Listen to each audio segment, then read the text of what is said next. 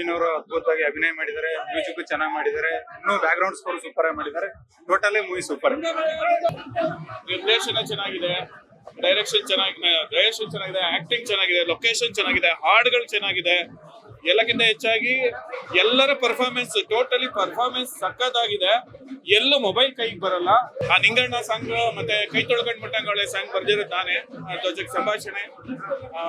Okay, ನನಗೆ ಇದು ಒಂಥರ ತುಂಬಾ ಈ ಮಟ್ಟಕ್ಕೆ ಬಂದಿದೆ ಅಂತ ನನಗೂ ಅನ್ಕೊಂಡಿದ್ದಿರ್ಲಿಲ್ಲ. ನಾನು ಬರ್ದಾಗ ಕ್ರೌಡ್ ನೋಡ್ಬೇಕು ಎಷ್ಟು ಎಂಜಾಯ್ ಮಾಡ್ತಿದ್ದಾರೆ, ಒಳಗಡೆ ಎಂಜಾಯ್ ಮಾಡ್ತಾನೆ ಇದ್ದಾರೆ. ಇಲ್ಲ, ಸಖತ್ ಎಂಜಾಯ್ ಮಾಡ್ತಿದ್ದಾರೆ. ತುಂಬಾ ಚೆನ್ನಾಗಿದೆ ಸರ್, ಅದ್ಭುತವಾಗಿದೆ ಸರ್, ಅದ್ಭುತ.